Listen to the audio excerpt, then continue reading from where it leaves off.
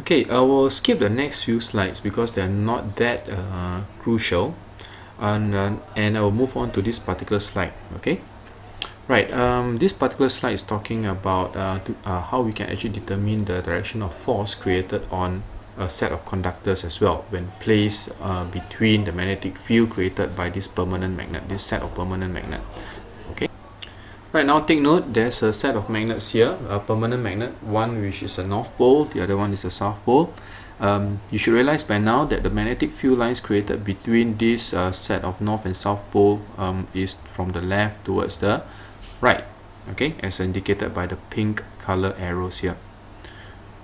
Now, in this particular example, you see that there's a set of, there's actually a pair of conductor represented by the circles here.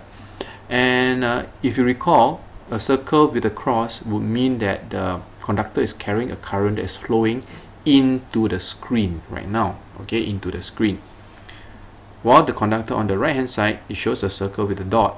This represents electrical current that is flowing through the conductor in a direction that is coming out of the screen.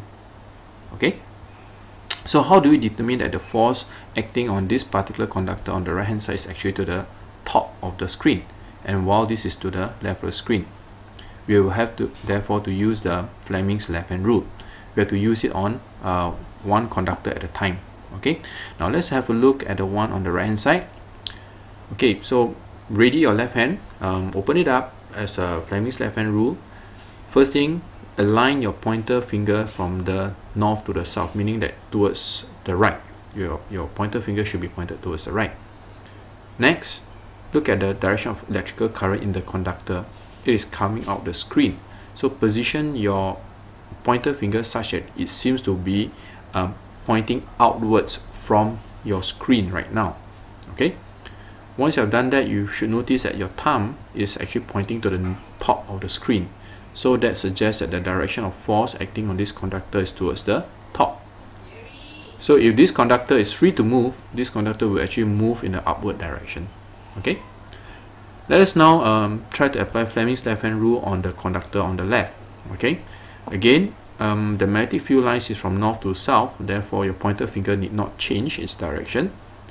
However, the direction of current in the conductor is now into the screen. Now you need to turn your wrist such that your pointer finger is pointing into the screen, but at the same time maintaining that pointer finger pointing from the north to the south and the left towards the right. Okay. Once you have done that successfully, you find that the direction of your thumb is pointing towards the bottom. Okay, towards the bottom of the screen. So that will tell you the direction of the force. And again, if this conductor is free to move, you will actually move in a downward direction. Okay. Right, this next slide, we will have to actually figure out the direction of force acting on a positive charge. Okay, positive charge meaning that it could be a particle that is carrying a positive electrical charge moving into a region whereby there's a magnetic field. So how is this magnetic field like? So notice that the magnetic field is denoted by crosses. So this will mean that the magnetic field lines is acting in a direction that is into the screen right now. Okay, into the screen. The red circle here represents a positive charge. An example of a positive charge can be a proton, a hydrogen ion, a magnesium ion, which is magnesium 2+. All these are examples of positive charges. Okay, and now this positive charge is moving from the left towards the right into the magnetic field. Now recall, when there's electrical charge that's moving, this is basically electrical current. Okay, if you recall, electrical current is simply the rate of flow of electrical charges. So as long as electrical charges is moving from one location to another, the path with which it takes is known as what we call electrical current. Okay, so for this particular case, since it's a positive charge, and the conventional current says that it is in the direction of how a positive charge is flowing. So the direction of current is therefore from the left towards the right. Okay, again, to determine how the force will act on this charge, we have to use Fleming's left hand rule. Okay, so how do we do that? Again, we start off with the pointer finger. The pointer finger, remember, it represents the direction of magnetic field lines. So for this case, the magnetic field lines is into the screen. So reposition your finger such that it's pointing towards the screen right now. Okay, now for the middle finger, it is used to represent the direction of conventional current flow. So since this is a positive charge, it will actually mean that the current is flowing from the left towards the right. So position your middle finger actually towards the right hand side of the screen. So in this case, you find that there's a force that is created towards the upward direction as indicated by your thumb. Okay, so what does this mean? Simply this: as the charged particle enters the magnetic field, there will be an upward force created on it due to the interaction of the magnetic fields between the charged particles and this region. So since the charged particle is very small and it's very light, the creation of the force will actually cause the particle to move upwards. Okay, but instead of moving in such a manner, okay, upon entering the magnetic field, instead of moving this manner, take note that since the particle is also moving towards the right, the combination of the upward force will cause the particle to actually move in a curve upwards as such. Okay, so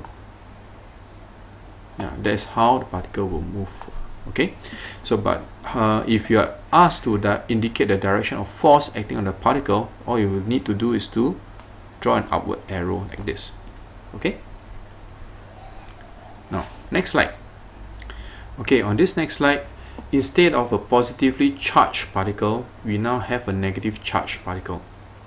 So how does a negative charged particle behave when it enters a magnetic field? Right? Take note, for this particular example given, the magnetic field is again acting has a direction into the screen. Okay. Now the key idea here, the key difference here between a positive charged particle and a negative charged particle is that the direction of the negative charged particle, which is for this case moving from left to right, always recall this: it is opposite. The direction of which is moving is opposite to the direction of conventional current flow. So what I'm trying to say is this: if the negative charged particle, if it's moving from left towards the right as shown, the direction of conventional current is taken to be opposite. So this is the direction of conventional current flow. Okay, conventional current flow will be towards the left instead.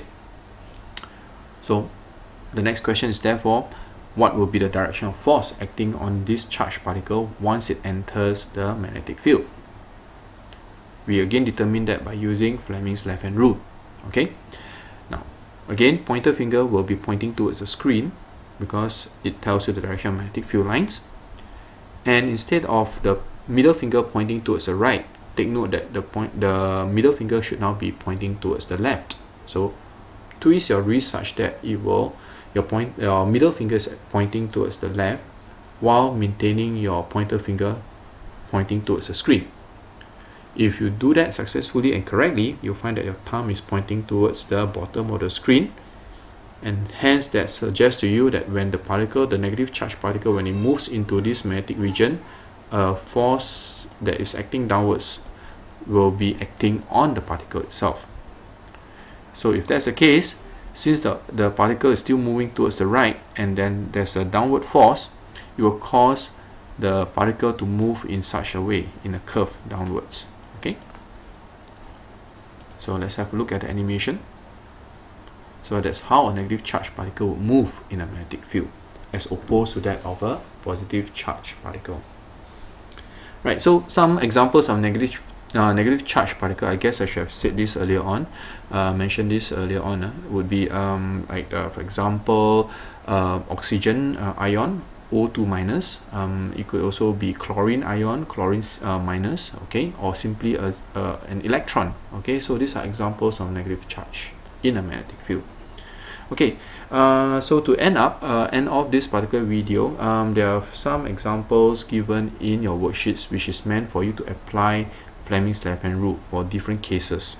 Okay, for a conductor, in a permanent magnetic field, and also for charges. So do try out your Fleming's left hand rule. The solutions and sample answers are already given in the worksheets, so do try to refer to them as well as you attempt the worksheets. Okay, that's it. So this completes the video series for electromagnetism. for science physics, GCE O-level science physics in Singapore. Thanks.